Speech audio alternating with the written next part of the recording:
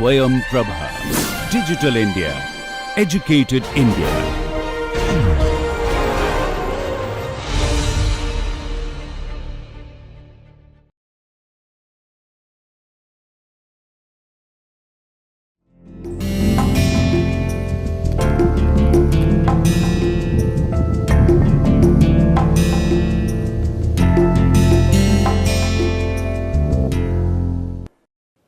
Hello and welcome to this manufacturing process technology part 1 module 6. We were talking about Czochralski's growth method for getting single crystalline silicon, and we had mentioned about the one dimensional heat transfer case which is analyzed here, right here. You can see here that there is a crucible, there is a vacuum chamber which is filled with, first of all, evacuated and filled with argon gas, and then there is a crucible which is heated from the walls, and there is polysilicon or poly which is actually 99.99% pure present here in the core of the hearth, and the hearth is heated up so that there is a liquid silicon, and then there is a controlled lowering of a seed crystal which is chemically polished and which would give or provide the directions, and then as the vacuum chamber rotates and the crucible rotates, and also in the opposite direction the seed rotates, you basically change the rotations for both and try to make a larger or a smaller bowl of silicon, which is obtained by pulling out the seed so that it goes suddenly into a solidification zone. And so this is the zone of fusion or zone of solidification that you may refer to, where there is a heat transfer taking place at a certain rate from the temperature T1, which is at a much higher value than the temperature T2, which is the ambient. This is T2 and this right here is T1, and so basically there is again a heat outflow Q2 dot x which takes place across this other boundary here, and based on that we had actually formulated these heat rates, and we had taken this from the Fourier law of cooling or heat transfer, which talks about the proportionality of the heat rate to the negative temperature gradient and also the thermal conductivity of the medium which is in question. So here from one side the thermal conductivity property that would be utilized would be that of the melt or the liquid, because the heat is emanating from the liquid side into the zone of fusion, and on the other side the heat is emanating out. So basically the case is that of the solid silicon which is formulated. So this part is the solid silicon, as you can see the solid phase, this is the zone of solidification, this is the liquid phase. So this is really Q1 dot x and this is really Q2 dot x. So obviously the Fourier's law can be written in terms of the thermal conductivity of the liquid times of area of interface times of the temperature gradient across the liquid phase to the zone of fusion, and for subsequently for the solid phase. So this heat which is released by the in the form of heat conduction across the liquid to solid transition also accounts for the bond formulation process, because obviously more heat will be pumped from this side into the zone of fusion, but less heat would be pumped out. So the total amount of heat accumulated in the zone of fusion is really the difference of the heat inflow minus the heat outflow, and that heat is converted into the bond energy because there is a formulation of the solid. And let us say the rate at which the formulation of solid mass takes place, if we consider that to be dm by dt, then L times of dm by dt, where L is the latent heat per unit mass, is basically the heat rate that is getting lost into the zone of fusion by virtue of the solid bonding formulating because of change in temperature. So then it is left to a very reasonable approximation where we can convert this dm by dt as basically the area of interface times of the density times of the upward pull rate dx by dt of this particular seed crystal. So it is moving at dx by dt. So that is the only variation in time which is happening. We assume the interfacial area in the zone of be constant and the density also does not vary much. So therefore from the zone of fusion into the solid zone. Okay. So therefore if we just solve this equation, it comes to have a form L rho dx by dt equals kx dt by dx in the solid phase minus kl dt by dx in the liquid phase, area gets cancelled off, and obviously the maximum pull rate that can be obtained is a condition where mathematically this part of the right hand side goes to 0. Okay. So, if we assume that the total amount of latent heat that is lost within the system is the heat that is extracted out. Okay. And so, you can write down this maximum pull rate dx by dt as ks by L rho dt by dx s. Okay. So, let us just rewrite this here as V max, the maximum pull velocity of the seed crystal dx by dt, which you can now write as ks by rho L dt by dx of the solid side. So, obviously the maximum pull out rate or dx by dt therefore is proportional to the dt by dx of the solid, meaning thereby that if I increase the temperature gradient in the zone of fusion to solid transition, obviously more is this gradient, the more would be the pull rate, or in order to for the heat balance or for the heat optimum balance to take place, the pull out can be increased, okay, with the temperature gradient. But in reality the maximum pull rate is really not the one which is used normally, and one of the reasons is the crystalline quality, which is a sensitive function of the pull rate. Okay. So, on one hand, if the material is near the melt, it has a very high density of point defects, and if supposing if we are quickly cooling the material, then there is it will really prevent these defects to go into formulating the crystal. However, too much gradient on the other hand may create a problem of thermal warping, okay, or thermal stresses, large thermal stresses within the crystal material. So, on one hand we are trying to make the pull rate little slower, so that faster, so that the point defects may not be enabled to get into the system. On one hand we are saying that if the pull rate which depends on the dt by dx, if the dt by dx is very high, then there are going to be thermal stresses. Okay. So, there are going to be dislocations or defects by just by virtue of thermal stresses. So, it is a trade off, So, in one so you have to really have an optimum balance where without including the point defects in the silicon melt to go into the crystal, you should also be able to ensure that the thermal stresses are by and large neutralized or they are not present, and the gradient is not too much overshoot. So, that is the trade off that silicon industry has to play in order to get a single crystalline silicon.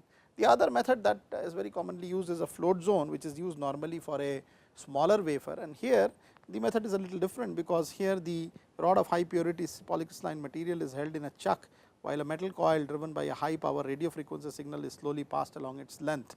So, it is basically a non contact mode of heating, and there are not many thermal stresses or thermal gradients. By and large, because of eddy currents, the material heats uniformly, and so alternately you can actually reduce this to a focused E beam also, that can also do the job of heating the rod. But the idea is that a crystal is lowered from this end, from the top end, as you can see here, and this crystal is the one which causes the growth to happen. And so, whatever liquid is created in this area because of heating, and the rod is being fed inside. So, the liquid would ooze out from here and fill up this, and this would be a melt, and the seed crystal what is coming out in this particular area you are pulling out. So, that the same constitution as the Zokralkes, only thing is the heating here is not a wall mediated heating, but a uniform heating of the material. So, in this technique a thin neck of 3 millimeter diameter and about 10 to 20 millimeter long is pulled, and the pull rate and the temperature lowered to shoulder the crystal out to a larger diameter. So, that is how you can actually get this kind of a larger diameter constitution, even though the oozing out is only through a small orifice or a small cavity. So, you can't really go for a very big size here, because there would be issues related to incomplete supply of the fluid or extremely slow pull rate, which would determine the overall size of the crystal, etc. So, that is another way of growing single crystalline silicon. So, I would now come to the crystal imperfections, and as you probably are aware that some of the properties of the crystalline solid, they really depend on the crystal structure, and thus they should vary a lot based on imperfections in such structure. So, the study of crystal imperfections and their effects on the properties of a material is a really a very wide domain of research or study, where with various properties including, let us say, the mechanical properties, the electrical properties, so on and so forth, depend on these defects. And I am just showing you a small table here which talks about what are the properties which are dependent on the basic crystal structure vis-a-vis what is the property dependent on the crystal imperfection.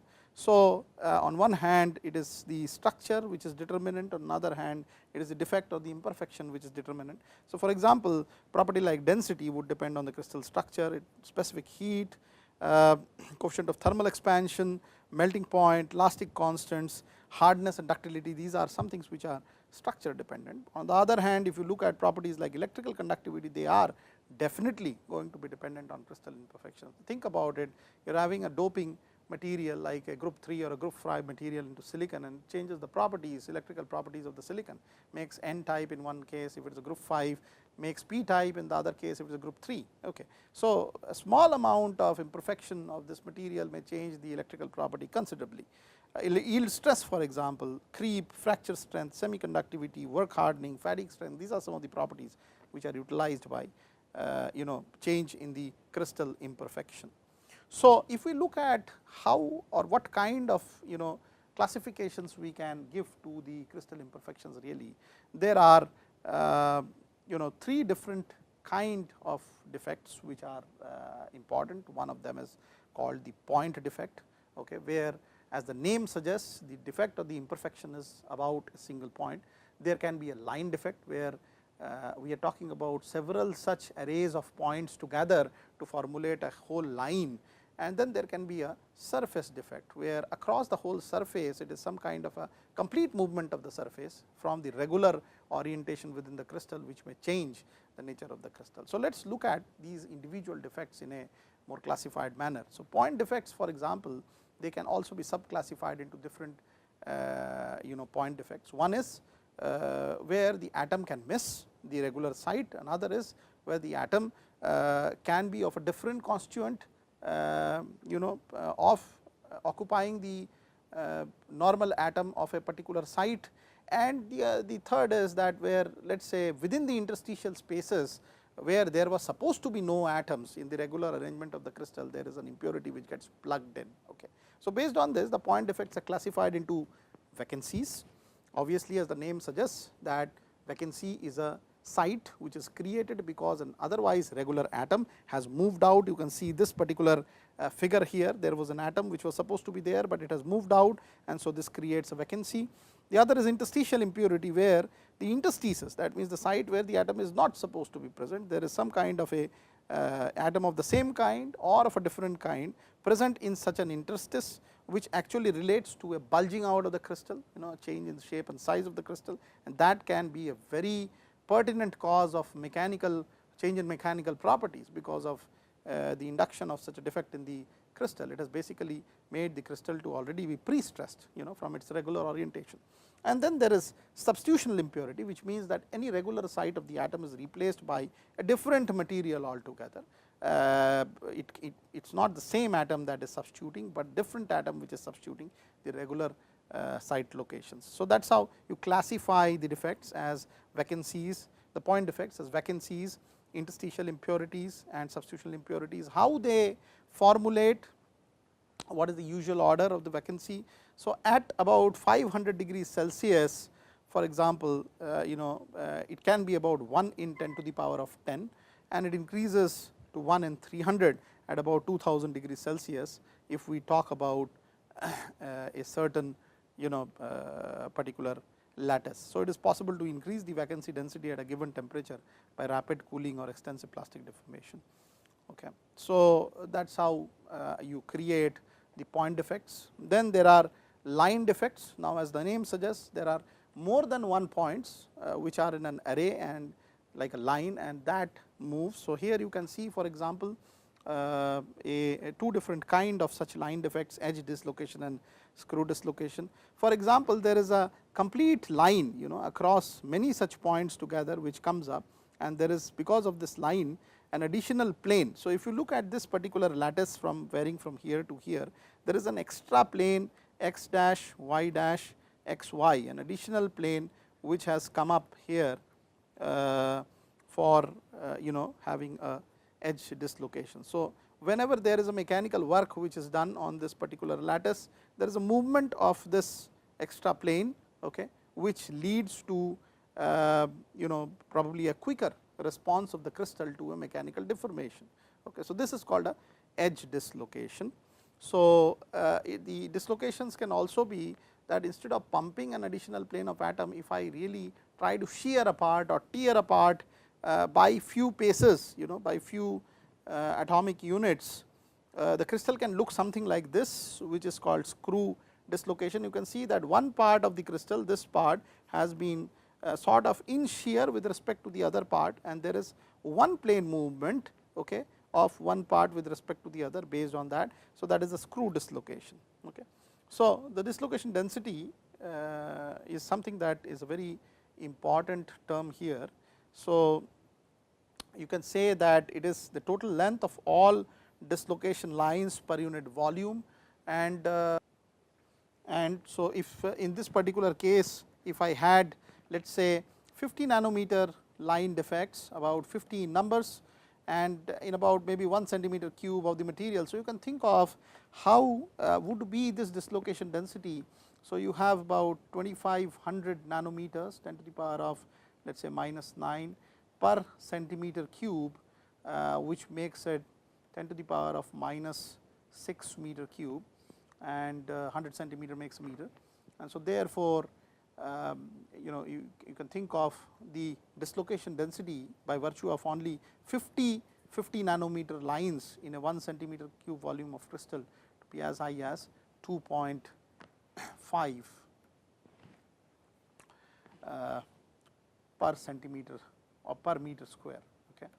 So, that is how you can actually calculate the dislocation density. So, typically in a crystal, the minimum attainable dislocation density is of the order of about 100 to 1000 per centimeter square. This, if I convert into centimeter square, would be in the range of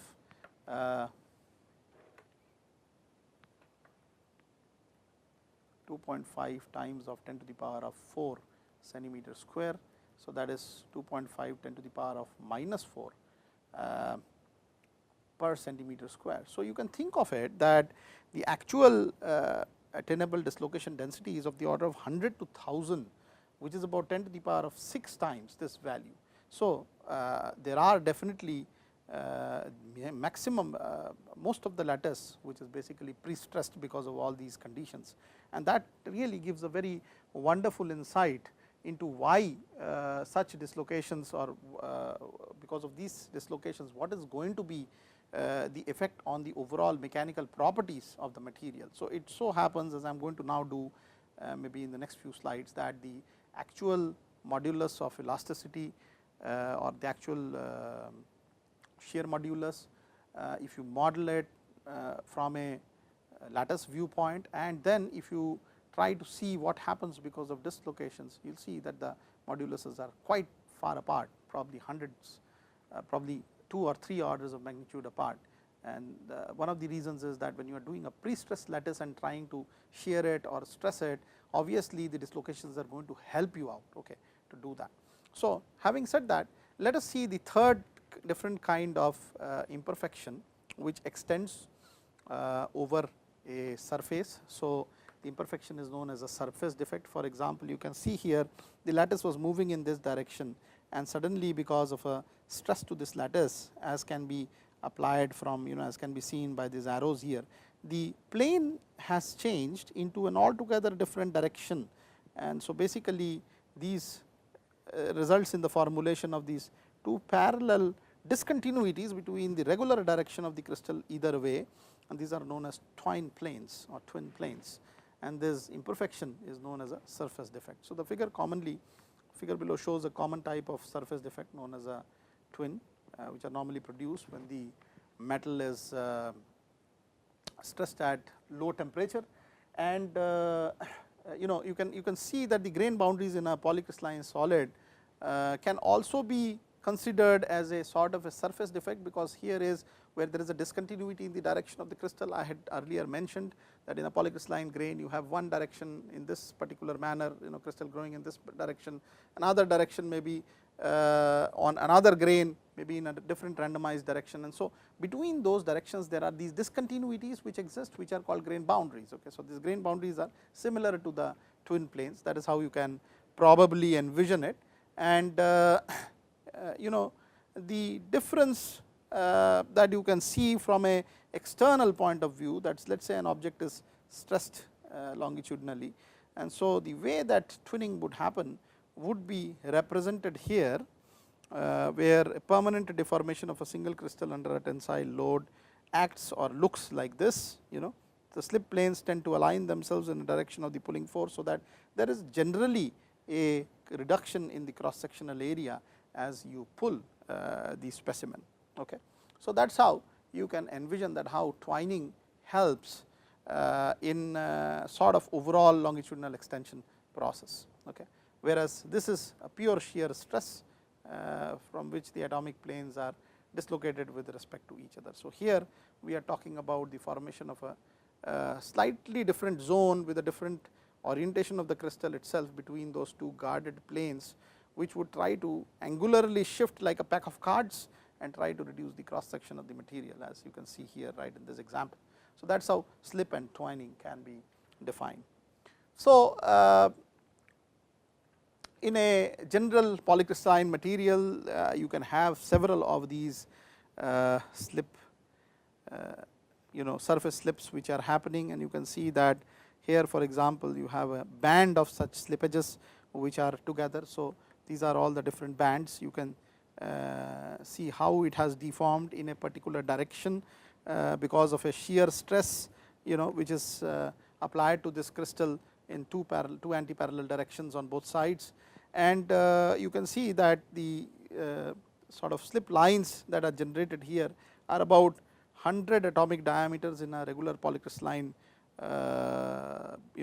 material, and approximately the quantum of the slip in the shear direction that has happened is about 1000 atomic diameters. Okay. So, that is how you can generate the slip lines and slip bands. So, a sequence of such slip lines in a crystal, in a polycrystal, as you can see here, is normally known as a slip band. Okay. So, with this I would like to finish this module. In the next module we will see that how numerically the values can be calculated with the keeping the whole crystal structure in view, and then trying to pile up dislocations to see what are the actual values, and you will see what is the quantum of difference between the modulus of rigidity maybe as the presumptions shift to dislocation driven as opposed to pure crystalline. So, I am going to do that topic in the next module. As of now, goodbye.